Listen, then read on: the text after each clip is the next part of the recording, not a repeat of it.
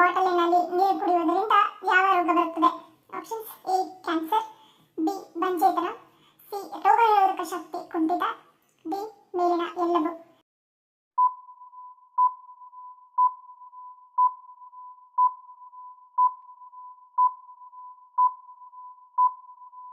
ಸರಿಯಾದ ಉತ್ತರ option D ಮೇಲಿನ ಎಲ್ಲವೂ. ಪ್ಲಾಸ್ಟಿಕ್ ಬಾಟಲ್ ತನ್ನಲ್ಲಿ ಫ್ಟಾಲೇಟ್ಸ್ ಎಂಬ ರಾಸಾಯನಿಕ ಅಂಶವನ್ನು ಒಳಗೊಂಡಿರುವುದರಿಂದ ಇದು ಕುಡಿಯುವ ನೀರಿನಲ್ಲಿ ಹೆಚ್ಚಾಗಿ ಬಿಡುಗಡೆಯಾಗುತ್ತದೆ. ನಿರಂತರವಾಗಿ ಯಾರು ಒಂದೇ ಪ್ಲಾಸ್ಟಿಕ್ ಬಾಟಲ್ನಲ್ಲಿ ನೀರು ಕುಡಿಯುತ್ತಾರೋ ಅವರಿಗೆ ಮುಂಬರುವ ದಿನಗಳಲ್ಲಿ ಲಿವರ್ ಕ್ಯಾನ್ಸರ್ ಮತ್ತು ವೀರ್ಯಾಣುಗಳ ಸಂಖ್ಯೆಯಲ್ಲಿ ಕೊರತೆ ಕಂಡುಬರುವ ಸಾಧ್ಯತೆ ದಟ್ಟವಾಗಿರುತ್ತದೆ. ಒಂದು ವೇಳೆ ಪ್ಲಾಸ್ಟಿಕ್ ಬಾಟಲ್ನಿಂದ ಕುಡಿಯುವ ನೀರಿನಲ್ಲಿ BPA ಉತ್ಪತ್ತಿಯಾದರೆ ಅದು ಲೈಂಗಿಕ ಹಾರ್ಮೋನ್ ಮೇಲೆ ಹೆಚ್ಚಾಗಿ ಪ್ರಭಾವ ಬೀರುತ್ತದೆ. ಇದರಿಂದ ಪುರುಷರಿಗೆ ಮತ್ತು ಮಹಿಳೆಯರಿಗೆ ಮಕ್ಕಳಾಗುವ ವಿಷಯದಲ್ಲಿ ಸಮಸ್ಯೆ ಎದುರಾಗಬಹುದು. ಜೊತೆಗೆ ಸಕ್ಕರೆ ಕಾಯಿಲೆ, ಬೊಜ್ಜು, ಪ್ರತಿದಿನದ ನಡವಳಿಕೆಯಲ್ಲಿ ವ್ಯತ್ಯಾಸ ಹೀಗೆ ಹಲವಾರು ತೊಂದರೆಗಳು ಕಾಣಿಸುತ್ತವೆ. ಪ್ಲಾಸ್ಟಿಕ್ ಬಾಟಲ್ನಲ್ಲಿ ನೀರು ಕುಡಿಯುವುದರಿಂದ ನಿಮ್ಮ ರೋಗ ನಿರೋಧಕ ಶಕ್ತಿ ಕುಂಠಿತವಾಗುತ್ತದೆ. ಇದು ಆರಂಭದಲ್ಲಿ ಗೊತ್ತಾಗದೇ ಇದ್ದರೂ ಅನಂತರದಲ್ಲಿ ಸಣ್ಣ ಪುಟ್ಟ ಕಾಯಿಲೆಗಳು ಬಂದಾಗ ನಮ್ಮ ದೇಹ ರಕ್ಷಿಸದೆ ಹೋದಾಗ ಇದು ತಿಳಿದು ಬರುತ್ತದೆ. ಹೆಚ್ಚಾಗಿ ನಗರ ಪ್ರದೇಶಗಳಲ್ಲಿ ವಾಸಿಸುವವರಿಗೆ ಇದರ ಪರಿಣಾಮ ಬಹಳ ಬೇಗನೆ ಎದುರಾಗುತ್ತದೆ. ನಮ್ಮ ದೇಹದ ಪ್ರತಿರಕ್ಷಣಾ ಕಾರ್ಯದಲ್ಲಿ ಒಳಗೊಂಡಿರುವ 300ಕ್ಕೂ ಹೆಚ್ಚು ಕಿಣ್ವಗಳ ಸರಿಯಾದ ಕಾರ್ಯನಿರ್ವಹಣೆಗೆ ಯಾವುದು ಅಗತ್ಯವಾಗಿರುತ್ತದೆ?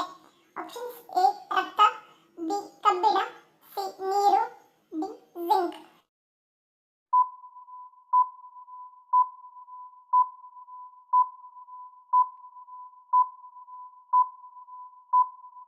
ಉತ್ತರ ಆಪ್ಷನ್ ಡಿ ಜಿಂಕ್.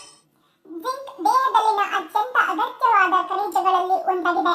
ಇದು ಚಯಾಪಚಯ, ಜೀರ್ಣಕ್ರಿಯೆ ಮತ್ತು ಪ್ರತಿರಕ್ಷಣಾ ಕಾರ್ಯದಲ್ಲಿ ಒಳಗೊಂಡಿರುವ 300ಕ್ಕೂ ಹೆಚ್ಚು ಕಿಣ್ವಗಳ ಸರಿಯಾದ ಕಾರ್ಯನಿರ್ವಹಣೆಗೆ ಅಗತ್ಯವಾಗಿರುತ್ತದೆ.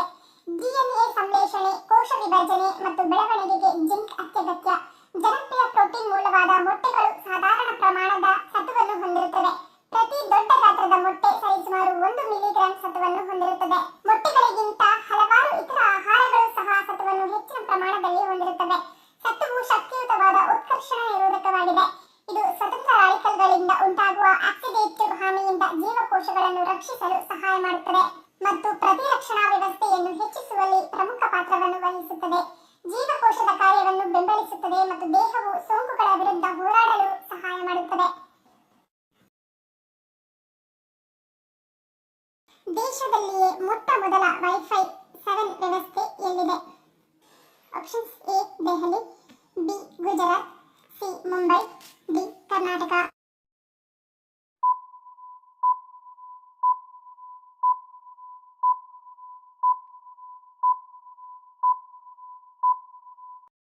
ಸರಿಯಾದ ಉತ್ತರ ಆಪ್ಷನ್ ಡಿ ಕರ್ನಾಟಕ. ಕರ್ನಾಟಕದ ಉತ್ತರ ಕನ್ನಡ ಜಿಲ್ಲೆಯ ಯಾಣದಲ್ಲಿ ಈಗ ವೈಫೈ 7 ಸೇವೆ ಲಭ್ಯವಿದೆ. ಈ ವ್ಯವಸ್ಥೆ ಹೊಂದಿರುವ ದೇಶದ ಮೊದಲ ಸ್ಥಳ ಯಾಣವಾಗಿದ್ದು ಇದು ಉತ್ತರ ಕನ್ನಡ ಜಿಲ್ಲೆಗೆ ಹೆಮ್ಮೆಯ ವಿಷಯವಾಗಿದೆ.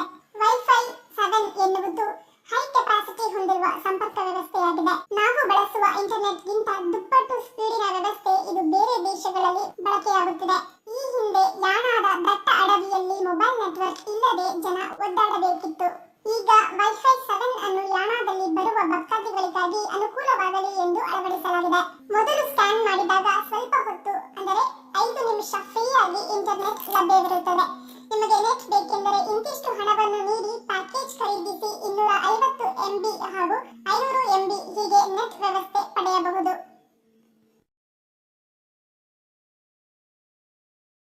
ಖಾಲಿ ಹೊಟ್ಟೆಯಲ್ಲಿ ಕರಿಬೇವಿನ ಎಲೆಗಳನ್ನು ತಿನ್ನುವುದರಿಂದಾಗುವ ಪ್ರಯೋಜನವೇನು? ಆಪ್ಷನ್ಸ್: ಎ ರಕ್ತಹೀನತೆ ನಿವಾರಣೆ, ಬಿ ಜೀರ್ಣಶಕ್ತಿ ವೃದ್ಧಿ, ಸಿ ಆರೋಗ್ಯಕರ ಯಕೃತ್, ಡಿ ಮೇಲಿನ ಎಲ್ಲವೂ.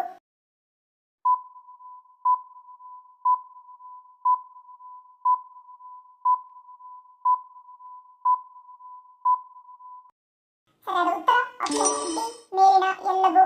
ಪ್ರತಿದಿನ ಖಾಲಿ ಹೊಟ್ಟೆಯಲ್ಲಿ ಕರಿಬೇವಿನ ಎಲೆಗಳನ್ನು ತಿನ್ನುವುದರಿಂದ ಯಕೃತ್ತು ಆರೋಗ್ಯವಾಗಿರುತ್ತದೆ. ಯಕೃತ್ತಿನ ಕಾರ್ಯವನ್ನು ಸುಧಾರಿಸಲು ಕರಿಬೇವು ಸಹಾಯ ಮಾಡುತ್ತದೆ. ಅಷ್ಟೇ ಅಲ್ಲದೆ ಕರಿಬೇವು ಲಿವರ್ ಸಿರೋಸಿಸ್ ಅಪಾಯವನ್ನು ಕಡಿಮೆ ಮಾಡುತ್ತದೆ. ಕರಿಬೇವು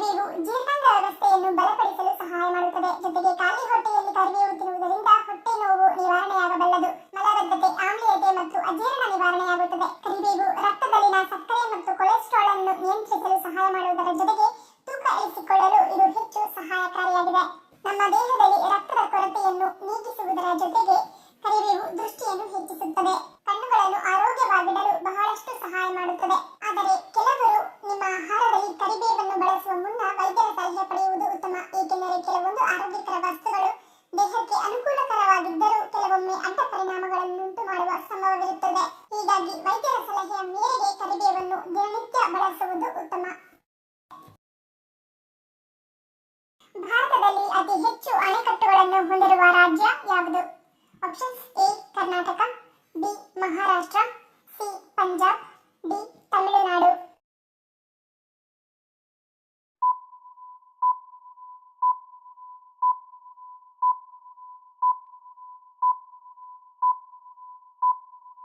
ಸರಿಯಾದ ಉತ್ತರ ಆಪ್ಷನ್ ಬಿ ಮಹಾರಾಷ್ಟ್ರ. ಭಾರತದಲ್ಲಿ ಮಹಾರಾಷ್ಟ್ರ ರಾಜ್ಯವು ಅತಿ ಹೆಚ್ಚು ಅಣೆಕಟ್ಟುಗಳನ್ನು ಹೊಂದಿದೆ. ಮಹಾರಾಷ್ಟ್ರವು ಭಾರತದ ಪಶ್ಚಿಮ ಪ್ರದೇಶದಲ್ಲಿದೆ ಮತ್ತು ನೀರಾವರಿ, ಕುಡಿಯುವ ನೀರು ಸರಬರಾಜು, ಜಲವಿದ್ಯುತ್ ಉತ್ಪಾದನೆ ಮತ್ತು ಪ್ರವಾಹ ನಿಯಂತ್ರಣದಂತಹ ವಿವಿಧ ಉದ್ದೇಶಗಳಿಗಾಗಿ ಬಳಸಲಾಗುವ ಅಣೆಕಟ್ಟುಗಳು ಮತ್ತು ಜಲಾಶಯಗಳ ವ್ಯಾಪಕ ಜಾಲಕ್ಕೆ ಹೆಸರುವಾಸಿಯಾಗಿದೆ. ಮಹಾರಾಷ್ಟ್ರದ ಕೆಲವು ಗಮನಾರ್ಹ ಅಣೆಕಟ್ಟುಗಳಲ್ಲಿ ಕೊಯ್ನಾ ಅಣೆಕಟ್ಟು, ಭಂಡಾರದಾರ ಅಣೆಕಟ್ಟು, ಜಾಯಕ್ವಾಡಿ ಅಣೆಕಟ್ಟು ಮತ್ತು ಶ್ರೀಶೈಲಂ ಅಣೆಕಟ್ಟುಗಳು ಸೇರಿವೆ. ಈ ಅಣೆಕಟ್ಟುಗಳು ರಾಜ್ಯದ ಜಲಸಂಪನ್ಮೂಲ ನಿರ್ವಹಣೆ ಮತ್ತು ಕೃಷಿ ಚಟುವಟಿಕೆಗಳಲ್ಲಿ ನಿರ್ಣಾಯಕ ಪಾತ್ರ ವಹಿಸುತ್ತದೆ.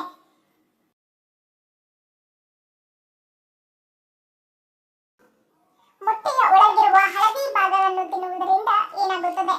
ಆಪ್ಷನ್ಸ್: ಎ ಆರೋಗ್ಯಕರ ಮೂಳೆ, ಬಿ ಆರೋಗ್ಯಕರ ಮೆದುಳು, ಸಿ ತೂಕ ಹೆಚ್ಚಳ, ಡಿ ಹೃದಯ ಸಮಸ್ಯೆ.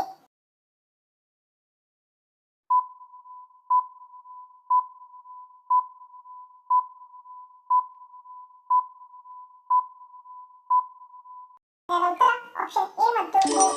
ಮೊಟ್ಟೆಯ ಬಿಳಿ ಭಾಗವನ್ನು ಸಾಮಾನ್ಯವಾಗಿ ಕಡಿಮೆ ಕ್ಯಾಲೋರಿಗಳು ಮತ್ತು ಹೆಚ್ಚಿನ ಪ್ರೋಟೀನ್ಗಳು ಎಂದು ಪ್ರಶಂಸಿಸಲಾಗುತ್ತದೆ.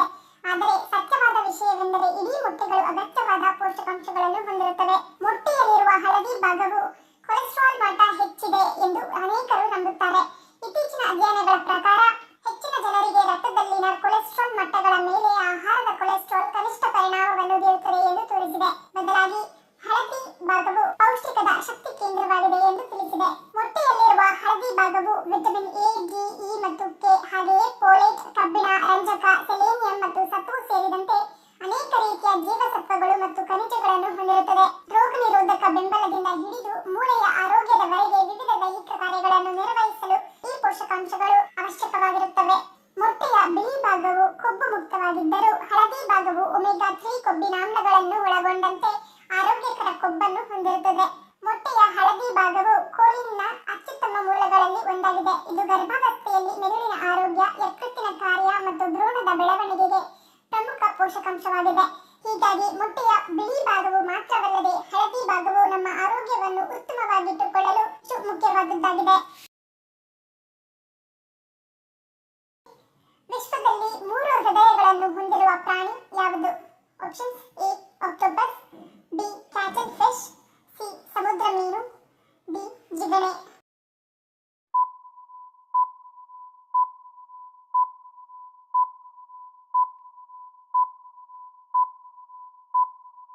ಸರಿಯಾದ ಉತ್ತರ ಆಪ್ಷನ್ ಬಿ ಕ್ಯಾಟಲ್ ಫಿಶ್. ಉತ್ತರ ಕ್ಯಾಟಲ್ ಫಿಶ್ ಇದು ಒಂದು ಸಮುದ್ರದ ಮೀನು. ಇದು ಪ್ರಾಣಿ ಪ್ರಪಂಚದ ಅತ್ಯಂತ ಅದ್ಭುತ ಪ್ರಾಣಿಗಳಲ್ಲಿ ಒಂದಾಗಿದೆ.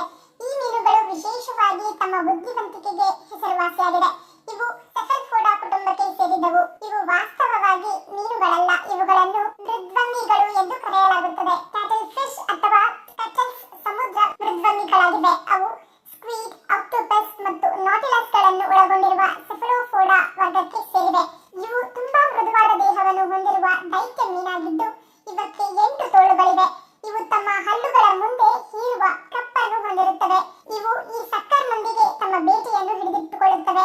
ಈ ಹೀರಿಕೊಳ್ಳುವ ಸ್ಥಳ ಸಾಮಾನ್ಯವಾಗಿ 15 ರಿಂದ 25 ಸೆಂಟಿಮೀಟರ್ ಗಾತ್ರದಲ್ಲಿರುತ್ತದೆ.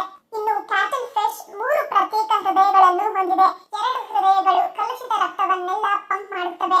ಅಲ್ಲಿ ಕಲುಷಿತ ರಕ್ತವು ಆಮ್ಲಜನಕವನ್ನು ಹೀರಿಕೊಳ್ಳುತ್ತದೆ.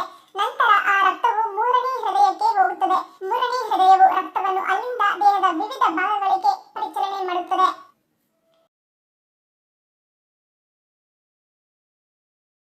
ಬೆನ್ನು ನೋವಿನ ಸಮಸ್ಯೆಯಿಂದ ಶೀಘ್ರ ಪರಿಹಾರವನ್ನು ಹೊಂದಲು ಯಾವುದು ಸಹಾಯ ಮಾಡುತ್ತದೆ? ಆಪ್ಷನ್ಸ್: ಎ ವ್ಯಾಯಾಮ, ಬಿ ಉಪ್ಪಿನ ಮಸಾಜ್, ಸಿ ಶಾಖ, ಡಿ ಮೇಲಿನ ಎಲ್ಲವೂ.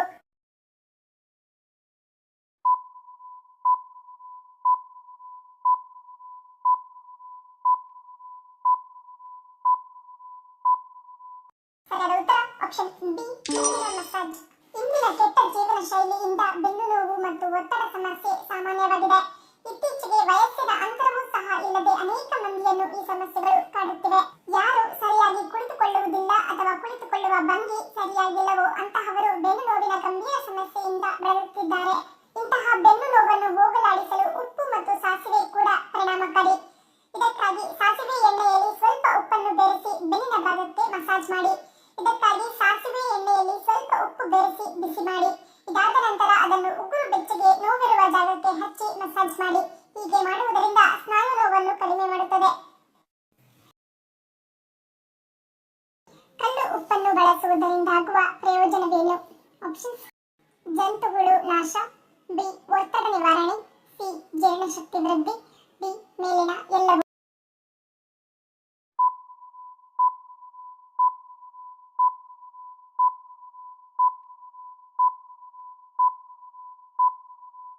ಸರಿಯಾದ ಉತ್ತರ ಆಪ್ಷನ್ ಬಿ ಮೇಲಿನ ಎಲ್ಲವೂ. ನಮ್ಮ ದೈನಂದಿನ ಜೀವನದಲ್ಲಿ ಕಲ್ಲು ಉಪ್ಪನ್ನು ಬಳಸುವುದರಿಂದ ಶ್ವಾಸಕೋಶದ ತೊಂದರೆಗಳನ್ನು ತಡೆಗಟ್ಟುತ್ತದೆ. ಜೀರ್ಣಕ್ರಿಯೆಗೆ ಸಂಬಂಧಿಸಿದ ತೊಂದರೆಗಳನ್ನು ದೂರ ಮಾಡುತ್ತದೆ.